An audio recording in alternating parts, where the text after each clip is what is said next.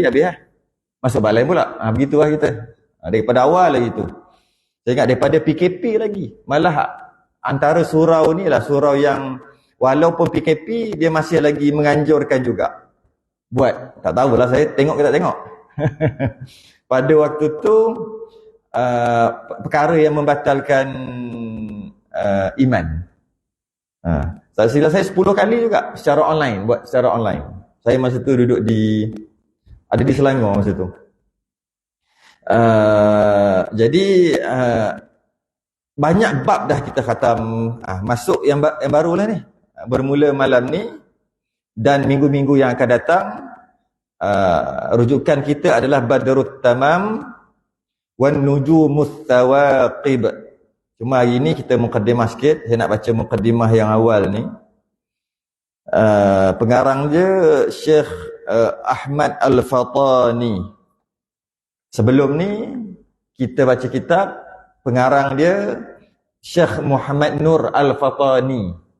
Dan lepas pada tu kita baca kitab, pengarang dia Syekh Daud Al-Fatani. Semua tu saudara mara tu. Cicit saudara dan sebagainya. Okay. Kita baca mukadimah lah hari ni. Kita tengok apa cerita kitab ni. Ni nak bawa kita ke mana kitab ni. Qala al-mu'allif rahimahullah ta'ala. Muqaddimah. Bismillahirrahmanirrahim. Mana-mana kitab pun mesti dia mula dengan muqaddimah. Kalau kita ingat lagi lah. Yang sebelum-sebelum ni pun memang mula dengan muqaddimah dia mesti mula dengan Bismillahirrahmanirrahim. Ambil berkat daripada Bismillah. Macam itulah juga kita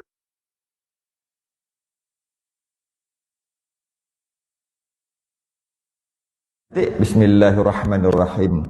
Bismillah dia dipanggil tasmiyah.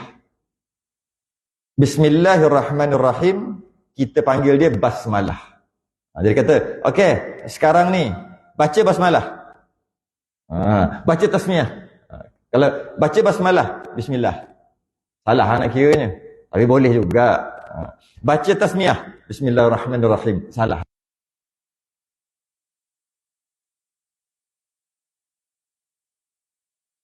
Mana kitab pun gitulah.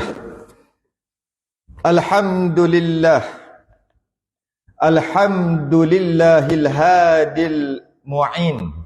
Wa sallallahu wa sallama ala sayyidina Muhammad.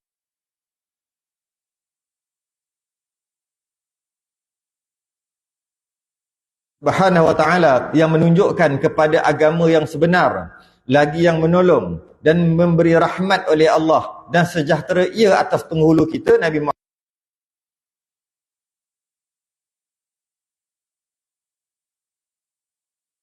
Ini mukadimah saya baca je lah, tak ada syarah nak syarah apa mukadimah. Maka adalah setengah daripada barang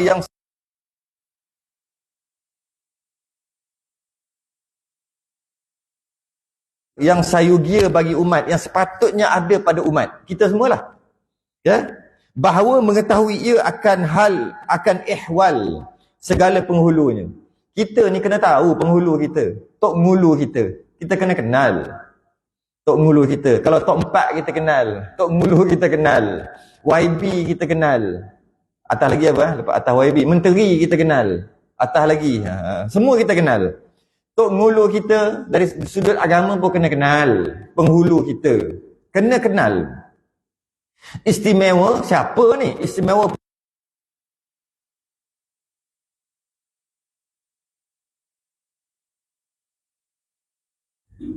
tak kenal tak boleh ke? Buat apa nak kenal? Supaya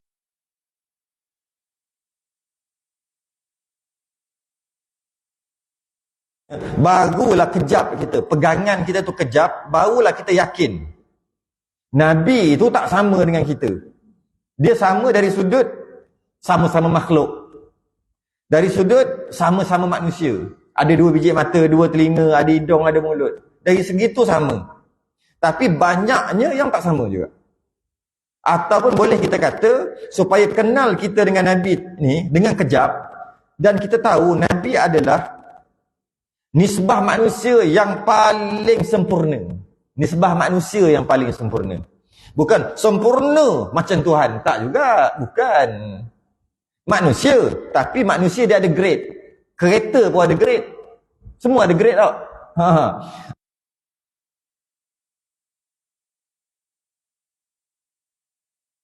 Ada orang tak ada mata, dia buta. Maka grade dia turun sikit dari sudut manusia tu. Akal dia cerdik.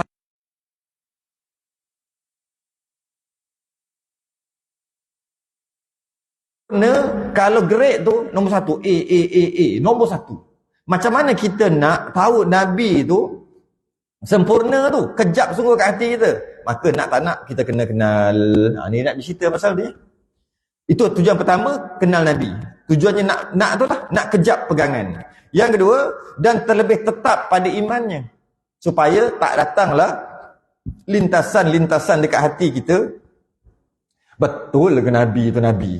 Betul ke Nabi itu Nabi yang didakwa? Entah bohong kot. Betul ke Nabi itu sempurna? Betul ke? Ada dekat hati lintas. Tak mau gitu. Caranya kena mengaji. Ni, dia akan bahas lagi. Ni mukadimah ni. Tak masuk lagi. Dan bertambah-tambah kemuliaan dan kelebihan mereka itu pada hatinya. Maka kita tahulah mulianya Nabi dan lebihnya Nabi ada dekat hati kita. Ada orang dekat hati dia tak percaya kat Nabi. Malah dia kata Nabi ni bukan hebat sangat pun. Ada.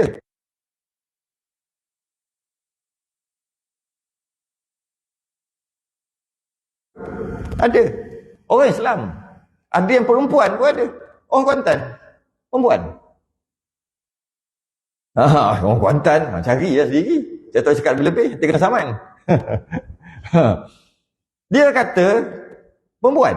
Dia kata dekat laki dia, awak kalau nak tiru dari sudut rumah tangga, nak tiru jangan tiru Nabi. Saya tak ingin laki macam tu. Kalau nak tiru kan, kita kan mesti ada kita nak tiru kan. Dari segi pekerjaan kita nak tiru siapa? Oh dia tu perniagaan hebat, ahli perniagaan hebat. Saya nak jadi macam dia kan. Kita punya idola. Tapi dalam masalah perkahwinan dia kata, tak nak. Jangan tiru Nabi. Aku tak nak laki macam tu. Kahwin ramai. Lepas tu tak peduli kat isteri. Dia cakap bukan-bukan. Tapi nampak dok pakai tudung lah boh. Nampak buka mulut dia sebut tentang Islam. Malah dia mengaku orang Islam. Yang Islam yang Nabi yang dia kata tu lah yang bawa. Tapi dia tak tahu, tak faham lah. Pelik dah banyak lagi lah babak lain, banyak lagi. Jadi macam mana boleh jadi gitu? Dia tak kenal Nabi dia. Dia kena mengaji. Kena kenal satu-satu. Maka kata pengarang kita, sayugia umat, mesti setiap umat kena tahu hal ehwal Nabi supaya tak ada perangai macam tadi tu. Kalau tidak, kalau tak kenal, sekadar Nabi, Allah tu Tuhan, Nabi tu pesuruh dia. Sekadar begitu je, macam-macam umat akan timbul nanti. Jadi dia tahu, mesti kena ada cerita ni. Dan tiada terlihat hamba atas karangan ulama Melayu pada demikian itu. Kata pengarang ni, Syekh Ahmad Al-Fadhani, dia kata, pentingnya perkara ni, tapi bila dia belek-belek, karangan-karangan, kitab-kitab turas, ulama-ulama Melayu tak ada. Tak ada yang komplit, dia cari, tak ada. Dia kata, waktu dia, tak ada. Dan tiada terlihat hamba atas karangan ulama Melayu pada demikian itu sekali-kali. Aku cari-cari tak ada ke? Macam mana umat perlukan kefahaman tentang Nabi? Tapi kitab bahasa Melayu ataupun Jawi, tak ada. Jadi macam mana mereka nak faham? Kata pengarang kita ni. Maka hamba pungutkan daripada, dia istilah pakai pungut. Dia petiklah, dia ambil daripada beberapa kutub yang bahasa Arab yang mu'tabarah. Dia pakar bahasa Arab. Oleh kerana dia pakar bahasa Arab, dia carilah kitab-kitab Arab. Kitab-kitab Arab banyaklah. Dia cari kitab-kitab Arab yang mu'tabarah, yang mu'tabar. Yang diterima. Yang tak ada orang mempertikaikan. Kitab-kitab. Kalau nak kira kitab-kitab, ada je kitab-kitab yang dipertikaikan. Dia cari yang mu'tabarah. Yang mu'tabar. Jadi jadi Melayu dah mu'tabarah ni kan. Melayu dia panggil mu'tabar. Sebenarnya mu'tabarah. Yang mu'tabar. Dia ambil daripada kutub. Kutub tu jamak daripada kitab. Kitab tu satu. Kutub tu kitab-kitab. Banyak kitab.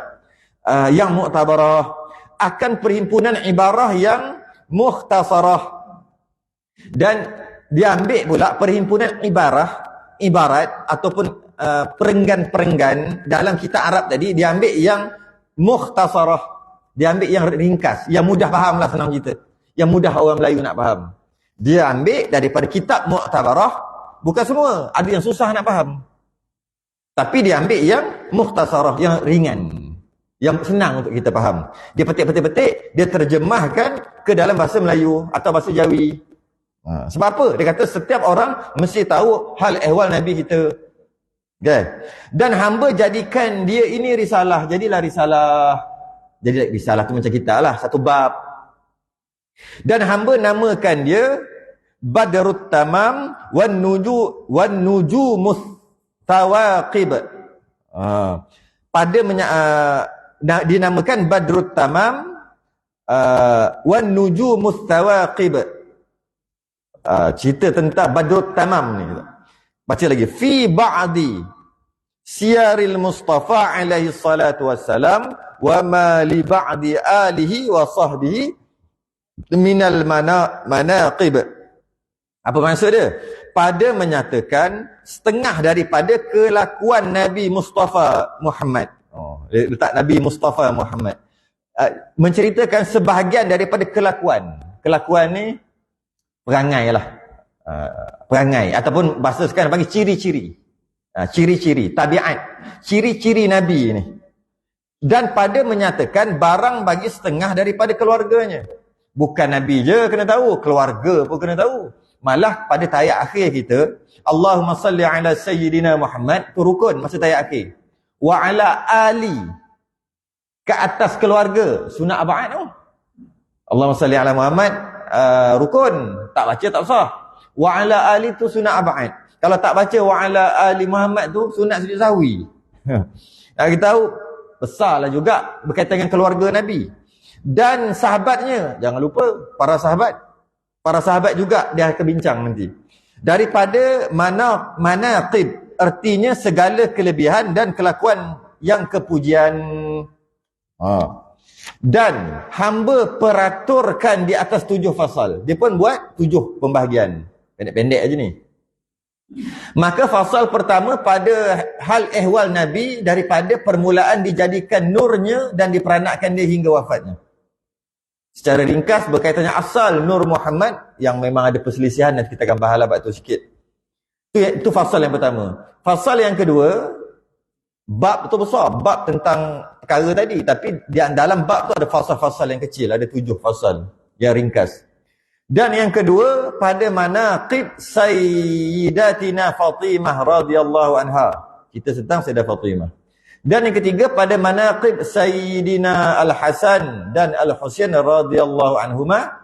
Dan yang keempat, bukan 7, dan keempat kemudiannya pada manaqib Al-Khulafa Ar-Rasyidin, dan mereka itu sahabat yang 4 yang mulia ridwanullahi ta'ala alaihim ajma'in. Ada 7 tapi disebut 4. Dalam 4 tu ada 7 nanti. Itu sedikit mukadimah pengarang. Baik, mari kita tengok. Kita baca kitab ni. Fasal yang pertama membincangkan tentang permulaan dijadikan Nabi, kelahirannya dan sebagainya. Yang kedua cerita tentang Sayyidatina Fatimah. Yang ketiga cerita tentang Hasan dan Husain. Yang keempat cerita tentang para sahabat Khulafa Ar-Rasyidin. Kita masuk yang pertama dulu. Yang pertama ni pun panjang juga lah. Tak sempat malam ni. Beberapa kali lah. Okay. Bermula fasal yang pertama. Qala al-mu'allif rahimahullahu ta'ala. Bermula fasal yang pertama. Mulalah fasal yang pertama cerita tentang Nabi kita ni. Pada menyatakan setengah daripada hal ehwal Nabi kita Muhammad sallallahu alaihi wasallam. Maka kami berkata.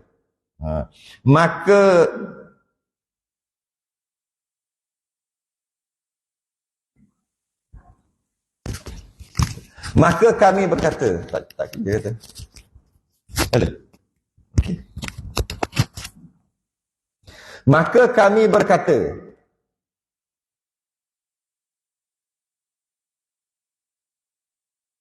kami itu istilah dia lah.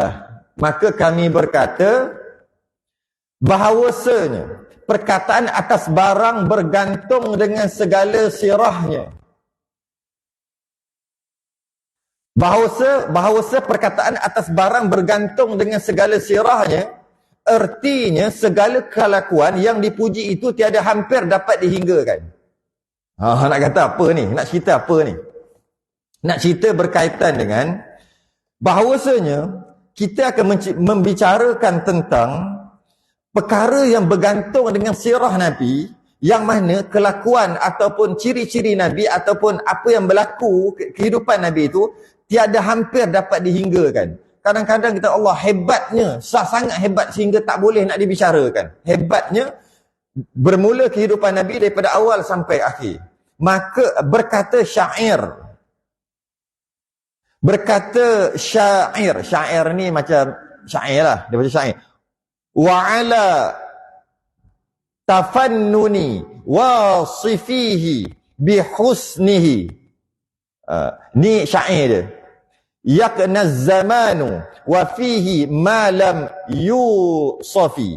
Dan atas berbagai-bagai segala yang mensifatkan dia dengan keelokannya, habislah zaman, padahal ada padanya barang yang tiada disifatkan. Nak bagi tahu, nak cerita tentang keelokan Nabi ni, nak mensifatkan tentang keelokan Nabi ni, habis zaman. Maksudnya kata apa? Mati duduk balik. Itu kot bahasa sekarang. Habis zaman. Mati duduk balik pun tak habis. Nak cerita tentang keelokan Nabi, bermula asal Nabi sehingga dia wafat. Nak cerita mati duduk balik pun tak habis. Maka yang diceritakan sikit lah.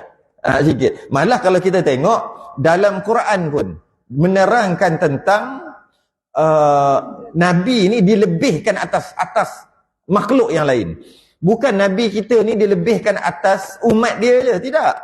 Nabi kita ni dilebihkan atas alamin, atas setiap alam. Bukan kita aja. Dia kata kita ni lah ada yang lebih-lebih, Nabi kita paling lebih sekali. Bukan kita aja. Bukan kita aja. Wa kullam faddalna 'alal 'alamin. Dan kami lebihkan Nabi tadi tu sehingga lebihkan atas alamin. Nak dibandingkan dengan apa? Nabi lebih. Nak banding? Maknanya lebihnya Nabi ni sehingga kalau nak cerita mati duduk balik pun tak habis. Lebih-lebih lagi Nabi kita yang kita duk baca tu lah, asyraqal badru 'alaina. Bulan purnama telah terbit menyinari kami. Faqtafat minhul budur. Pudarlah purnama yang lain. Kalau kita faham, kita kata terbit bulan purnama menyinari kami. Bila terbit bulan purnama tu, bulan yang lain jadi pudar. Kalau kita faham lah kan. Kalau kita faham. Nabi tu, kalau kan kita, Nabi tu ada je, kita ni macam tak ada apa-apa kan, macam tu. Mithla husnika ma ra'ayna. Belum pernah kami melihat eloknya wajah macam ni. Eloknya sikap, eloknya perangai, ciri-ciri manusia ni. Mithla husnika ma ra'ayna. Tapi kita seronok lah masa nyanyi tak? Apa? Mithla husnika ma ra'ayna qattu ya wajah sururi. Oh, seronok lah. Benda kita tahu tak apa benda. Tahu tak apa benda?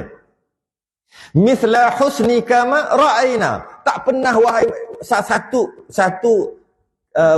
wajah, satu susuk tubuh manusia yang elok tak pernah tengok elok ni. Tu. Tak pernah elok, tak pernah tengok keelokan. Elok sungguh lah, kan? Elok sungguh. Qattu ya wajah sururi. Wahai orang yang berwajah berwajah gembira, berwajah riang. Anta syamsun, anta badrun. Engkau matahari, engkau bulan. Bukan bulan biasa, badrun bulan purnama. Anta nuru fawqa nuri. Engkau cahaya di atas cahaya. Kenapa ada syair-syair yang macam tadi? Kalau kita fahamlah. Kita nak membayangkan tentang Nabi tapi tak sampai. Tak boleh nak cakap. Macam mana keelokan Nabi itu tak boleh nak cakap. Tahap keelokan tak boleh nak pergi, tak boleh nak cakap. Tapi macam mana? Cakap jugalah. Itu yang jadi bunyi bunga-bunga tu. Engkau cahaya di atas cahaya. Apa cahaya di atas cahaya? Kalau kita fikir, nurun fawqa nuri. Cahaya di atas cahaya. Mana boleh? Cahaya di atas cahaya mana boleh? Cahaya, kita ambil cahaya ni kan. Kita ambil sampu suluh, kita suluh. Mana boleh? Mana boleh cahaya atas cahaya? Dia campur lah, dia bercampur. Yang bolehnya, tangan atas tangan boleh. Cahaya atas cahaya mana boleh dia masuk? Mana boleh cahaya? Tapi bila Nabi tu kita nisbahkan cahaya, dia boleh ada di atas cahaya, seumpama tangan ni macam ni boleh macam tu. Uish, macam mana tu? Tu nak beritahu, tak boleh nak jelas. Akhir sekali keluarlah bahasa-bahasa puitis macam tadi. Bahasa-bahasa orang bercinta. Bahasa orang bercinta lah tu. Keluar. Anta asyraqal badru alaina. Keluar ayat-ayat tu. Fakhtafat minhul buduru. Keluar ayat-ayat. Itu akhir sekali jadi kita duduk seronok. Kita seronok. Kalau boleh faham lah. Okey. Sambung lagi. Maka maksud kami bahawa kami menyebutkan daripadanya akan barang yang mudah kami capaikan juga. Kami ambil daripada kitab-kitab Arab tadi dan kami akan terjemahkan perkara yang mudah dicapai akal kita. Ada yang tak tercapai akal ada. Allah hai. Nabi bagi tahu kat para sahabat dia, tak semua. Ada sahabat ni Nabi bagi tahu bab ni. Sahabat lain Nabi bagi tahu lain. Lain. Malah Abu Hurairah kata jika aku cerita dekat kamu apa yang Nabi semua cerita kat aku, kau kata aku gila. Itu baru seorang sahabat. Sebab dia cerita macam-macam. Dekat Sayyidina Ali, Nabi cerita tentang ilmu sebab dia genius. Yang tu laku grade A punya otak Sayyidina Ali. Maka Nabi cerita cara lain. Dengan para sahabat ni Nabi cerita cara lain. Dan banyaknya tentang sifat-sifat Nabi ni memang ada yang tak masuk, yang tak tercapai akal kita untuk kita fikir. Kita yang ni lah, bagi orang lain mungkin capai akal dia. Maka pengarang cuma ambil yang mudah untuk kita cerna sahaja. Cerna. Tapi saya tengok ni ada juga yang susah juga. Contohnya antaranya dia bincang tentang Nur Muhammad. Susah juga nak cerna tu. Maknanya bagi dia tu mudah dah tu. Zaman dia tu, bagi kita payah kat ni. Supaya hasil bagi kami dan bagi mereka yang mutalaahkan risalah ini, dan supaya hasil, supaya dapat manfaat siapa yang baca, yang mutalaah, yang baca kitab ni, risalah dia ni dapat manfaat. Dia nak cari yang mudah-mudah saja. Dan yang membicarakan, yang mengajar pun mudah, yang mendengar pun mudah. Dia tak nak ambil yang berat-berat. Dan yang mendengarnya, kalau yang mendengar, macam yang ramai duk dengar ni, mudah, boleh masuk, boleh faham terus. Tak payah nak fikir-fikir sangat. Sebab mudah. InsyaAllah ta'ala berkatnya. Kalau macam itulah keadaan, mudah untuk sampai, mudah untuk faham, maka berkatlah. Kitab ni, berkatlah ilmu ni. Habis. Itu dia punya mukadimah awal.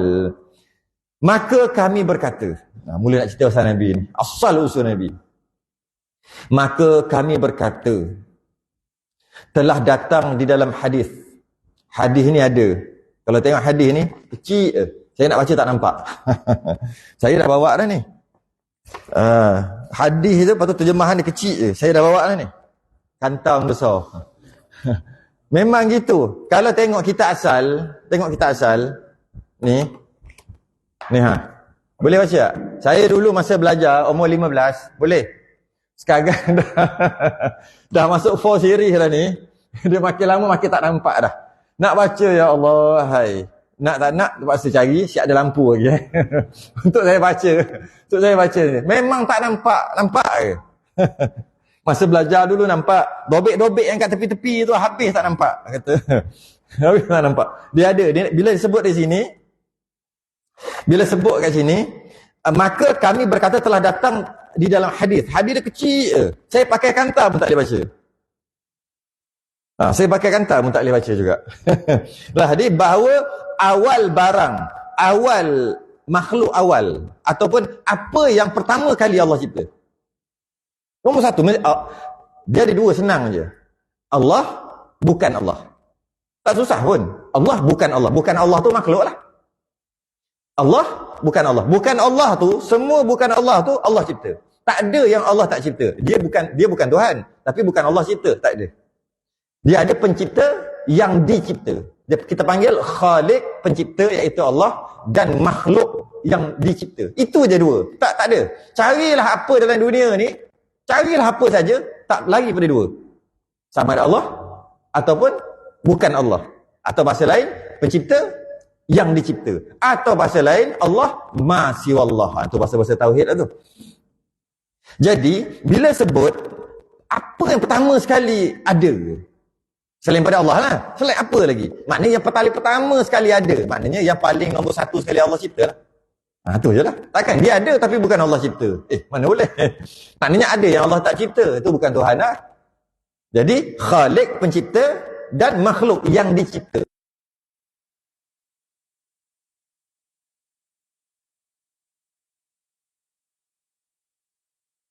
Telah datang dalam hadis bahawa awal barang yang dijadikan Allah Ta'ala itu nur Nabi kita Muhammad sallallahu alaihi wasallam. Ada hadis itu kecil, saya sempat baca sikitlah. Hadis dia, awwalu ma khalaqallahu nuru. Nur. Pertama sekali, awwalu ma khalaqallahu nurun nabiyyika ya Jabir. Nak apa hal tiba-tiba cerita pasal Jabir ni? Jabir tanya. Maka Nabi jawab, awwalu ma khalaqallahu. Awal yang Allah cipta adalah nur nabimu wahai Jabir. Tu hadis tu. Dalam hadis ni panjang. Kalau saya nak baca pun, saya tengok kita cuba try baca lah, kecil sangat. Diriwayatkan oleh Abdul Razak dengan sanadnya daripada Jabir bin Abdullah dengan lafaz ni panjang, nak baca susah ni. Katanya, aku berkata, wahai Rasulullah. Aku berkata, wahai Rasulullah, aku tu Jabir lah. Bapa dan bonda hamba menjadi tebusan Tuhan beritahu kepada hamba tentang perkara yang terawal dijadikan Allah sebelum segala sesuatu. Jawab baginda, jawab Nabi, wahai Jabir, sesungguhnya Allah jadikan sebelum segala sesuatu nur Nabi engkau ya Jabir. Itu tadi, awwalu ma khalaqallahu nurun nabiyyika ya Jabir. Itulah itu asalnya. Okey. Kemudian dijadikan nur itu berkisar dengan kudrah dan cara yang dikehendakinya. Walhal dalam masa itu tiada loh. Maksud tak ada apa. Loh tu lahu mahfuz lah. Tak ada. Tiada qalam, syurga, neraka, semua tak ada. Tiada malaikat, langit, bumi, matahari, bulan, jin dan manusia. Maka bila Allah kehendaki menjadikan sekalian makhluk, ia membahagikan nur itu kepada 4 bahagian. Daripada juzuk pertama, ia jadikan al-qalam. Daripada nur tu bagi 4. Yang pertama, jadikan qalam. Daripada yang kedua, dijadikan loh mahfuz. Daripada yang ketiga, dijadikan arash. Kemudian, ia membahagikan pula juzuk yang keempat itu kepada 4 bahagi. Faham tak ni? Daripada nur tu bagi 4. Yang keempat tu bagi 4 lagi. 4 bahagi. Maka daripada juzuk yang pertama, ia jadikan malaikat penanggung arash. Ada 4 malaikat penanggung arash. Kiamat nanti ada 8. Daripada juzuk yang kedua, ia jadikan kursi. Daripada yang ketiga, dijadikan malaikat yang baki lagi. Kemudian ia membahagikan juzuk yang keempat itu kepada 4 bahagi. Yang pertamanya dijadikan langit, dan yang kedua dijadikan bumi, dan yang ketiga dijadikan syurga, dan keempat dijadikan neraka. Kemudian yang keempatnya dibahagikan kepada 4 bahagi lagi. Yang pertamanya dijadikan nur pandangan mata muslimin. Daripada yang kedua, cahaya hati mereka, ia makrifah terhadap Allah. Daripada yang ketiga, dijadikan nur kejinakan mereka dengan Tuhan, iaitu tiada Tuhan melainkan Allah, Muhammad itu Rasulullah. Demikian dalam hadis Al-Mawahib, iaitu Al-Mawahib Al-Laduniyah, karangan ahli hadis Al-Qastallani yang terkenal sebagai rujukan itu. Okay. Jadi itulah hadis, tentang hadis ni. Macam mana pun, kita tengok, dan macam mana pun dia bincang. Ini bagus. Dia bincang sebab berkaitan dengan Nur Muhammad ni memang berlaku perbincangan, ada yang terima, ada yang tak terima. Maka kita tengok ni. Dan datang pada kaifiat menjadikan nur yang mulia itu beberapa riwayat yang berbilang-bilang.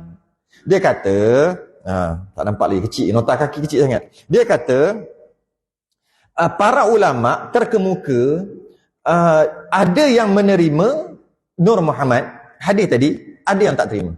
So bila jenis khilaf, kita berlapang dada. Rasa macam pening sangat, payah sangat nak faham, tak payah faham. Walaupun dia bukan fardhu ain pun. Rasa nak mendalami lebih, cuma mengaji lah, belajar. Tapi dalam bab ni sikit je, bab Nur Muhammad. Yang mana berlaku khilaf di kalangan ulama, yang paling awal dijadikan Allah adalah qalam ataupun Nur Muhammad. Kalau nak tengok riwayat lain ada kata air lah dan sebagainya. Tapi yang paling masyhur pertama qalam, yang kedua Nur Muhammad. Daripada qalam dan Nur Muhammad ni, mana satu yang Allah jadikan dulu, yang paling ulama paling terima sekali, maksudnya yang diberati oleh ulama, ramai ulama adalah Al-Qalam, bukan Nur Muhammad. Al-Qalam. Qalam tu nun wal qalam tu lah. Qalam. Qalam ni Melayu panggil qalam ni pensel lah, pensel. Qalam ni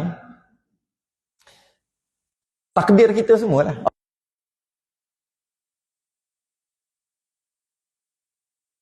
Qalam pun tulis. Apa tulis? Dia ni akan lahir Nabi Adam kali apa yang berlaku sampai tak berhenti tulis. Tulis. Tulis apa? Tulis takdir dekat Lauh Mahfuz. Tu yang tercatat dekat Lauh Mahfuz tu.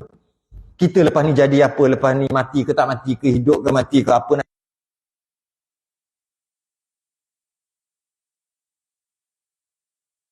Jika pertama qalam dan Allah suruh tulis takdir, maka dengan tulis tadi semua itu yang terjadi. Tapi ada pendapat yang kedua kata Nur Muhammad. Macam kita lah. Cuma kita nak beritahu lah. Qalam dengan Nur Muhammad yang lagi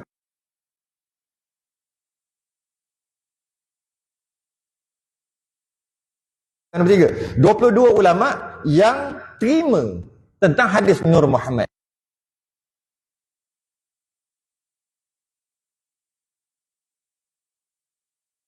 Ketua para wali. Syekh Abdul Qadir Jalani, Syekh Abdullah Arif, Syekh As-Sayuti, Al-Qastallani macam kitab kita ni. Al-Zarqani, Syekh Ja'far Barzanji, yang kita nak baca Barzanji tu lah. Dia lah yang karang. Dia terima konsep ni. Syekh Yusuf An-Nabhani, Syekh An-Nawawi Al-Bantani, Syekh Nuruddin Raniri, Syekh Ra'u Afansuri, Syekh Abdul Samad Afalimbani yang karang kitab apa? Sabilal Muhtadin tu kan. Syekh Muhammad Nafis ramai, Syekh Daud Al-Fatani ramai lagi yang terima. Maka itulah yang pertama dijadikan oleh Allah Taala. Nak beritahu kat situ jelah. Okey. Dia boleh diterima dan boleh ditolak. Sebab dia khilaf ulama. Diterima apa ni? Sama ada Nur Muhammad kejadian yang pertama ataupun qalam. Okey. Kita sambung lagi sikit. Sambung lagi. Berbilang-bilang dia kata beberapa riwayat yang berbilang-bilang. Dan hasil sekaliannya bahawasanya Allah Ta'ala tak kala bergantung iradahnya dengan menjadikan sekalian makhluk, menjadilah ia akan Nur Sayyidina Muhammad dahulu daripada dijadikan langit dan bumi dan arash dan kursi dan luh dan qalam dan syurga dan neraka dan malaikat dan sekalian lainnya dengan bagian-bagian ribu tahun. Nur Muhammad dijadikan beribu tahun sebelum dijadikan qalam. Pendapat yang saya sebut yang kedua yang lebih ramai ulama tadi, dia kata qalam jadikan dulu, lepas tu barulah yang lain-lain. Tak kisah. Memang tak kisah mana-mana dulu pun. Bukan jadi apa kita pun. Jadikan qalam dulu pun kita macam ni juga. Kalau jadikan Nur Muhammad dulu, macam ni juga. Jadi, biar je lah. Dengar je lah. Tak jadi apa pun. Okay. Dan Allah dilihatkan Nur itu dalam padang alam Al-Qudsi. Maka pada setengah ketika disuruhkan dia dengan sujud. Habis apa benda Nur Muhammad ni? Dia kata ada satu padang yang kursi, padang yang suci, padang alam yang suci. Tak boleh bayang lah. Sebelum dijadikan bumi, nak bayang je ni. Maka pada setengah ketika disuruhkan dia dengan sujud. Sujud. Dan seketika dengan tasbih. Tasbih itu sebut subhanallah. Dan dengan takdis, iaitu dengan i'tiqad di hati. Dan dijadikan baginya beberapa hijab. Didiamkan dia di dalam tiap-tiap hijab itu beberapa masa yang panjang. Mengucap tasbih ia bagi Allah Ta'ala dengan tasbih yang tertentu. Maka kemudian daripada dikeluarkan dia daripada segala tirai itu, bernafas ia dengan beberapa nafas. Saya baca je lah ni. Sebab dia kata ringan, tapi ni berat sebenarnya. Maka dijadikan daripada segala nafasnya akan sekalian roh anbiya dan awliya, dan siddiqin dan syuhada, dan sekalian mukmin dan sekalian malaikah. Dan kemudian habis dah. Itu yang berat. Ini yang ringan, habis dah. Kita terus je lah bab tu. Okey. Dan kemudian daripada menjadi Allah Ta'ala akan Adam daripada tanah dihantar akan nur pada dahinya. Apabila diceritakan inni ja'ilun fil ardi khalifah, Allah kata kat malaikat nak buat khalifah kat muka bumi. Kan? qalu ataj'alu fiha man yufsidu fiha wa yasfiqud dima'. Kenapa kau nak buat satu makhluk yang menumpahkan darah, yang buat kerosakan dekat muka bumi? Wa nahnu nusabbihu bihamdika wa nuqaddisu lak. Sedangkan kami ni ada ibadah, buat ibadah kepadamu. Kemudian akhir sekali disuruh malaikat untuk ambil tanah dekat bumi ni, nak buat. Ada kata 7 jenis tanah. 7 jenis tanah yang ada ni lah. Tanah gambut, tanah apa? Saya tak ingat lah. Tanah liat, tanah gambut, tanah pasir. Pasir tak pakai tanah. Apa lagi tanah apa? Tanah ni ada 7 jenis tanah. Okay. Dan dibuat. Sebab tu badan kita, walaupun kulit ni semua sama, tapi dia ada berbeza. Dekat bahagian ketiak, dia lain sikit kulit dia daripada kat depan ni. Malah lembutnya tu lain. Ada yang kulit kita yang dia boleh stretchable, dia boleh apa dia panggil, regang, dia boleh regang. Ada yang tak boleh. Ada tubuh kita. Contohnya kalau lah tak ada kedutan-kedutan ni dekat jari kita tak boleh nak kerekok ke tak? Oh, terik dah. Tapi dia ada, maknanya tanah lain. Ada dekat badan kita tengok. Kalau kaji ada 7. Ada 7. Dekat mata ni lain. Sebab tu kita gelik. Tak rasa apa pun yang ni. Lain, semua lain-lain. Dekat kawasan badan, dekat kaki lain, dekat tapak kaki lain. Kalau tak kulit yang sama dekat tapak kaki, Allah, tak boleh berjalan. Sakit baru jalan sebab kulit ni. Tapi kulit dia tebal. Kaki dia kulit tebal. Lagi kita pakai kaki kita, tapak kaki, lagi tebal. Sebab tu kata, Allah cipta kita dengan tanah yang buat daripada tanah tu. Tanah yang ada dekat kaki tu, lain macam. Sebab apa? Lagi pakai, lagi tebal. Kita beli teknologi paling hebat. Apa? Jepun tak? Selipar Jepun tengok. Lagi banyak kita pakai selipar Jepun, tak lama, setahun, 2 tahun, haus. Tapi kaki kita orang tua dulu lah. Kita tak, orang tua dulu. Dia tak pakai selipar pun. Cuba tengok tapak kaki dia. Allah, tebal lah. Tebal. Sebab dia pakai kaki dia guna. Lagi guna, lagi tebal. Cuba cari kasut selipar yang lagi guna, lagi tebal. Mana ada?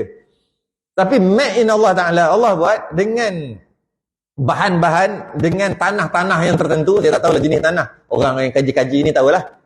Tanah tu, maka dia tebal.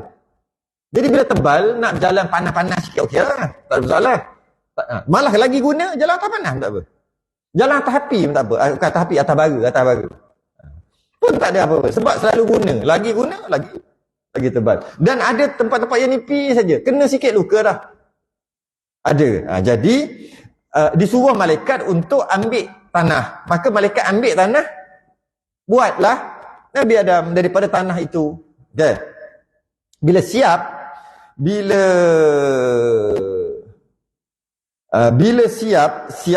tu maksud bila dah siap dah Nabi Adam tu, maka ni dihantar akan nur itu pada dahinya. Nur Muhammad tadi dia hantar pada dahinya, ada kat dahi, hantar termasuklah kat dahi. Kemudian berpindah nur itu kepada Nabi Syith tu, Nabi Syith berpindah. Macam apa maksud berpindah? Bila ditiupkan roh, maka bahasa mudah kita kata benih Nabi kita dah ada dalam tu dah. Ada dalam Nabi Adam. Dekat sulbi, wattaraib. Belakang ni. Dah ada benih lah mudah kita kata. Dah ada benih dah Nabi kita. Dah ada dah. Dekat Nabi Adam. Bila ada, kemudian Nabi Adam ni, dia berkahwin. Dan dia ada anak. Okay. Maka nur tadi dia akan turun ikut anak-anak tadi lah. Tapi anak mana? Dia kata sini Nabi Syith. Nabi Syith anak Nabi Adam yang ke-41. Nabi Adam ada 41 orang anak. 20 orang, 20 kembar. Laki perempuan. 20. Jadi 20 jadi 40 orang lah. Kembar. Yang 41 tu Nabi Syith tu lah. Dia tak ada kembar. Dia seorang. Dan bila nak kahwin nanti, sebab waktu tu adalah manusia pertama, dia tak boleh kahwin sama-sama, yang dua-dua tadi tak boleh kahwin. Dia kena kahwin dengan kandungan yang lain. Itulah terjadi pembunuhan Qabil dan Habil tu lah. Cerita banyak kali lah sebab tu. Maknanya nur tadi turun kat Nabi Syith. Dia tak turun, bukan turun atau masuk daripada benih tadi itulah. Atau bahasa mudah kita kata benih tu pergi kat Nabi Syith. Benih apa? Nabi kita. Pergi kat Nabi Syith. Kemudian daripada Yanis. Kemudian daripada Yanis turun ke Yanis. Lepas pada itu keturunan itulah. Dan demikian berpindah-pindah daripada segala bapa yang suci kepada anak yang baik. Anak yang baik maksudnya berpindah lah. Dia nak kahwin, pindah-pindah. Kalau anak 10 orang, taklah turun kat semua. Sebab Nabi kita akan nanti, ayah dia siapa? Abdullah kan? Dah kita masuk kat Abdullah. Tapi kalau kita tengok kan ramai tu, takkan masuk kat semua. Mestilah ada satu, itu maksud dia. Benih tu. Berpindah-pindah daripada Nabi Adam ke Nabi Syith kepada Yanis. Kemudian berpindah, dia kata, berpindah-pindah daripada segala bapa yang suci. Bapa, bahasa mudah kata keturunan baik-baik lah. Turun tu keturunan baik. Turun je Nabi kita, benih Nabi tadi tu. Baik. Yalah, logik lah. Keturunan baik-baik. Takkanlah ada tiba turun keturunan perompak. Turun lagi keturunan pezina. Turun lagi keturunan bunuh orang. Penyamun dan semua. Akhir sekali keturunan Nabi. Jadi kita kata apa lah. Nabi hebat sangat, kata hebat. Tapi keturunan perompak, lanun. Tak cantik lagi tu. Maka keturunan Nabi Allah jaga. Masuk keturunan tu Nabi, ayah dia, tok dia, naik sampai Nabi Adam. Semua Allah jaga. Supaya orang tak boleh cakap, Nabi hebat, tapi toki dia, zina. Tok dia, lanun contohlah kata. Maka tak ada orang boleh kata begitu. Nampak tak? Dah kembali dah. Dah mula dah kita faham tentang Nabi kita. Tak sama dengan kita. Itu tujuan kita mengaji ni. Oh hebat, Allah jaga daripada Nabi Adam tu. Tak ada, semua suci, semua baik. Tak ada jahat. Walaupun waktu tu tak ada Islam. Sebab Islam ni turun daripada Nabi Adam, bukan semua. Ada waktu-waktu tertentu, mungkin beberapa ratus tahun atau ribu tahun, tak ada agama. Bukan tak ada agama, agama tu dah, Islam tu dah terhapus. Sehingga diutuskan Rasul yang seterusnya. Diutuskan Rasul lagi. Jadi di antara Nabi Adam sampai Nabi kita, ada waktu-waktu senggang yang tak ada Nabi.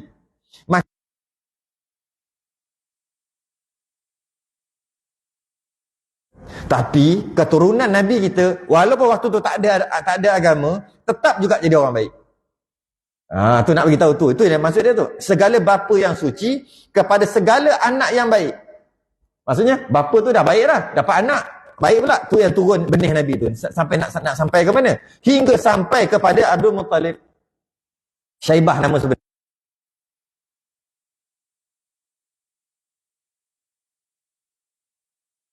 Buat pembesar, bangsawan, baik.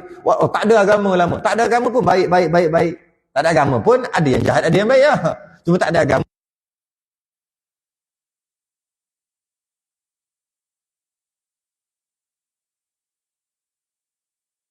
Nur, kita panggil benih lah. Benih tadi turun, baik. Okay. Sehingga Abdul Muttalib. Dan tercemerlanglah ia pada mukanya. Maksudnya, muka baik, lawa, baik, sempurna. Itulah. Okay. Dan dengan berkatnya berhadap ia kepada Allah Ta'ala pada Ashabul Fil. Tiba-tiba dia cerita pasal Ashabul Fil pula. Okay, tak apa. Kita ceritalah juga sedikit. Dan berkatnya berhadap ia kepada Allah, maksudnya keturunan yang berkat yang baik-baik tadi turun sehinggalah ke Abdul Muttalib, sehinggalah pada peristiwa Ashabul Fil. Ashab tu Ashabul Fil tu apa dia panggil? Golongan gajah. Kita panggil tentera bergajah, kita panggil Melayu panggil tentera bergajah. Ashabul Fil. Sehinggalah peristiwa tentera bergajah. Apa pula cerita tentera bergajah ni? Okay. Ashabul Fil. Dan mereka itu tentera yang datang daripada pihak Raja Habsyah. Setengah kata Raja Habsyah ni belah Yaman tu. Ashabul Fil ni daripada Raja Habsyah dengan beberapa banyak gajah. Ni surah tu lah, surah Al-Fil tu lah. Beberapa banyak gajah. Supaya meruntuh mereka itu akan Kaabah. Dia nak pergi runtuh Kaabah. Tentera bergajah tadi. Maka dibinasakan akan mereka itu beberapa banyak burung ababil. yang melontarkan mereka itu dengan beberapa banyak anak batu daripada neraka sijil. Ini sikit cerita tentang Ashabul Fil ni. Kisahnya asalnya bermula dengan Raja Habsyah. Nama dia Abrahah. Abrahah. Dia tengok orang Arab, bukan dia tengok Arab, dia tengok orang Arab ni pakat-pakat pergi ke Mekah sebab Mekah ada Kaabah. Pedagang-pedagang pakat-pakat pergi ke Mekah setiap tahun. Maka tempat tu dia jadi makmur lah. Jadi maju tempat tu. Abrahah tengok Raja Habsyah ni.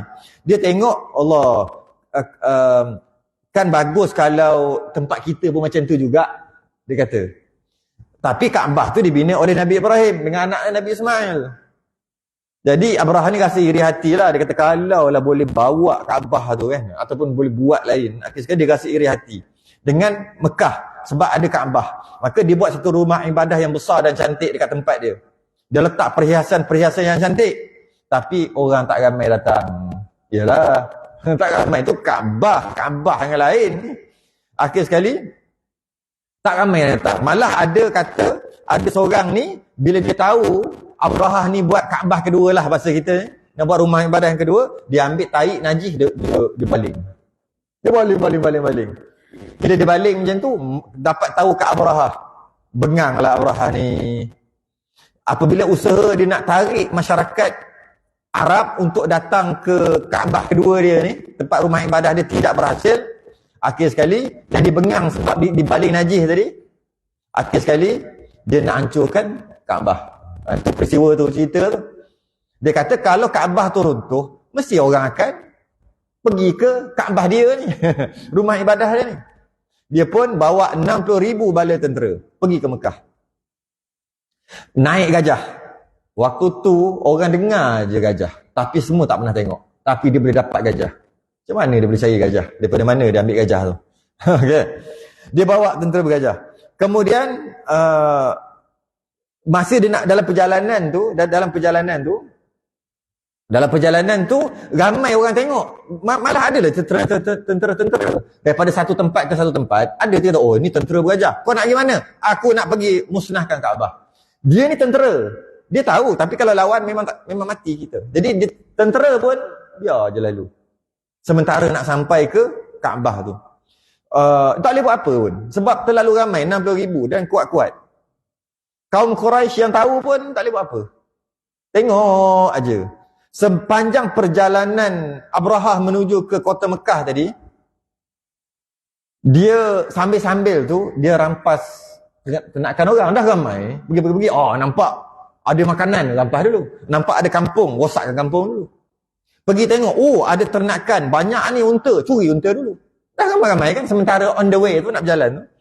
Lepas tu dia tengok sini, ada banyak ni unta, ada setengah dia kata kambing, 200 ekor. Ambil rupa-rupanya yang ambil tu siapa? Abdul Muttalib punya. Itu yang dia tiba-tiba cerita tentang Nabi, tiba-tiba cerita tentang Ashabul Fil. Apa hal pula cerita tentera bergajah ni? Dia ada kena-mengena, cuma tak cerita dalam kitab ni, kita kena syarah lagi.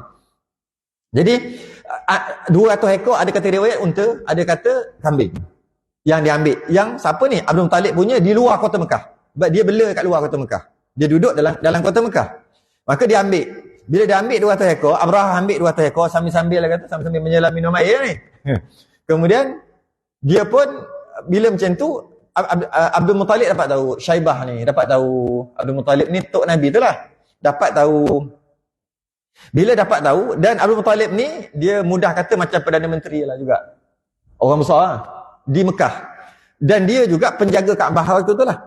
Jadi bila macam tu, dia punya kambing ataupun unta 200 ekor. Kemudian dengar cerita dia orang nak serang Kaabah. Maka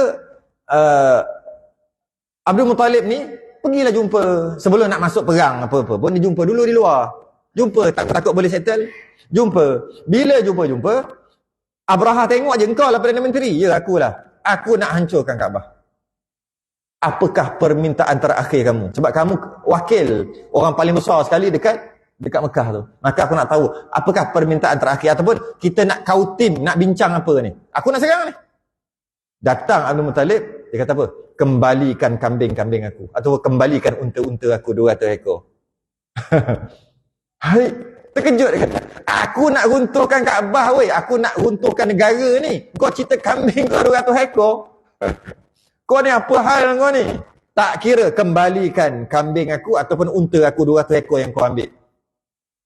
Lepas tu kata, aku duk sibuk nak runtuhkan, nak tawan negara engkau sibuk dengan kambing 200 ekor tu. Abrahah pelik. Kata Abdul Muttalib, aku tak risau langsung pun tentang Kaabah. Aku risau kambing aku tu. Kenapa? Kerana Kaabah tu ada tuannya. Biar tuan dia je lah yang jaga. Allah lah maksudnya. Memang waktu tu berhala penuh. Mereka masih lagi menyembah Allah, musyrikin Mekah waktu tu. Tapi sebab tu namanya musyrikin Mekah. Mereka yang mensyirikkan Allah. Mereka yang menduakan Allah. Mereka tetap kata Allah itu Tuhan. Tapi ada berhala. Sambil-sambil sembah Allah, sembah berhala. Jadi mudah sikit, berhala ni lah yang sampaikan pada Allah nanti. Sebab tu kita panggil dia musyrikin Mekah. Mereka percaya pada Allah, musyrik Mekah ni. Bukan mereka tak percaya, mereka percaya. Cuma dia mensyirikkan Allah, menduakan, mentigakan, mempatkan Allah. Sambil-sambil sembah berhala Lata, Uzza, sembah, minta, wahai Lata, cakap kat Allah lah, bagikan aku kekayaan. Ada gitu, kan mensyirikkan tu. Jadi maksud Abdul Muttalib waktu tu Nabi tak ada lagi. Sebab apa? Nabi kan lahir tahun gajah. Tahun gajah tu tahun tu lah, peristiwa tu Nabi baru lahir lepas pada tu. Jadi waktu tu berhala banyak. Walaupun berhala banyak, Allah tetap Tuhan mereka. Cuma mereka mensyirikkan Allah, menduakan, mentigakan Allah. Jadi dia kata tu ada tuan. Tuannya iaitu bukan berhala, Allah lah. Dia ada tuan. Jadi tuan aku yakin dan aku tak risau langsung. Tuan dia lah akan jaga, aku sibuk apa. Macam tu lebih kurang. Yang aku nak kambing aku. Akhir sekali dia dapat balik kambing je. Abrahah pun kata pelik lah, Perdana Menteri ini memang pelik lah. Kita nak hancurkan negara dia sibuk kambing dia. Lepas settle lah semua, dia pergilah nak meruntuhkan Kaabah. Sampai ke satu tempat, gajah tu berhenti. Ada riwayat mengatakan nama wadi ataupun lembah macam tu, Wadi Muhassir. Nabi lalu kat tu, di antara Mekah dengan Madinah tempat tu. Nabi lalu kat tu, Nabi tak lalu berjalan macam tak ada. Nabi lalu kat jalan tu, masa Nabi ada lah, ni cerita masa Nabi ada. Nabi lalu je kat tu, Nabi akan tundukkan pandangan dia, jalan laju-laju. Sampai lepas sana baru Nabi jalan biasa balik. Sahabat tanya kenapa? Di sinilah tempat Abrahah tu. Ketika gajah Abrahah tak mau jalan di situ. Dan kemudian datang burung tu. Di sinilah. Jadi tempat ni Allah murka. Aku tak nak duduk senang-senang sini. Aku jalan cepat-cepat. Sebab tu Nabi kata, Nabi cerita kat para sahabat. Bila sampai gajah tu sampai di satu wadi, di satu lembah, Muhassir nama tempat tu, dia tak mau jalan. Gajah tu tolak-tolak tak mau jalan. Suruh pergi kat sana berjalan. Suruh pergi sana jalan. Suruh pergi mengarah kepada Kaabah tak jalan. Jauh lagi lah. Tak jalan. Tak lama lepas pada tu tak jalan. Tolak gajah pun tak jalan. Barulah datang burung ababil ribu-ribu ekor yang dia kata kat sini ambil apa ni? Beberapa banyak anak batu daripada neraka sijil. Batu-batu tu kena seumpama api kena daun.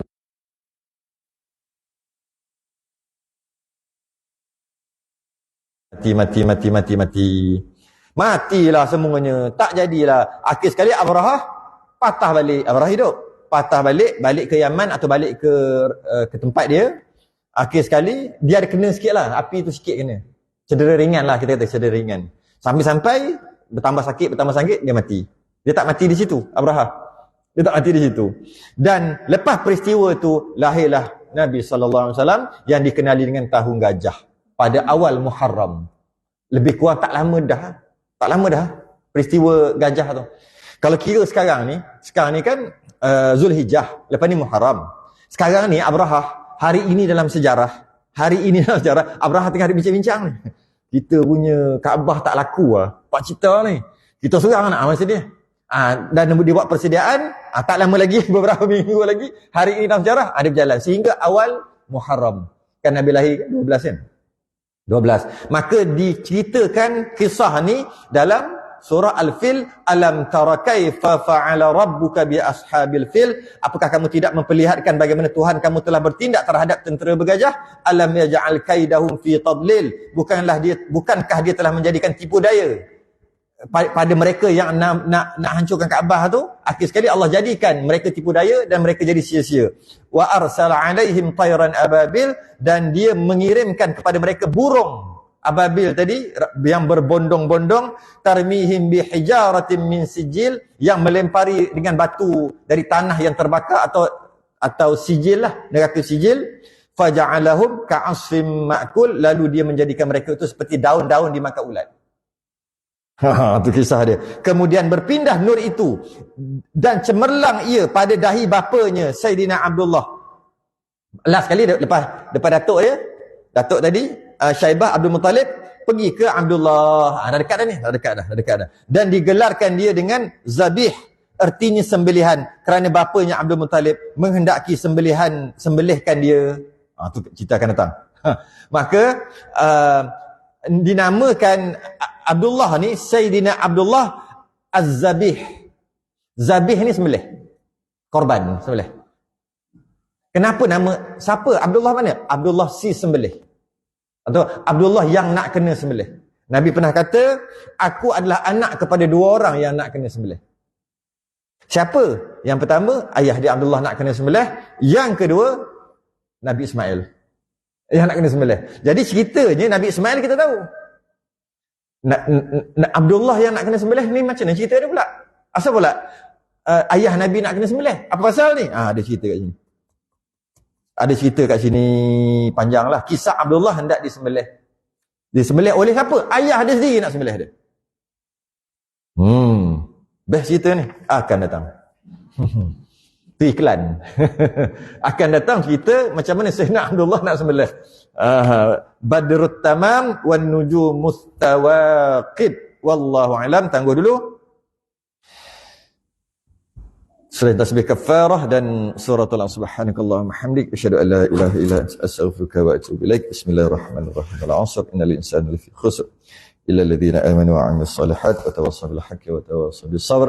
Assalamualaikum warahmatullahi wabarakatuh.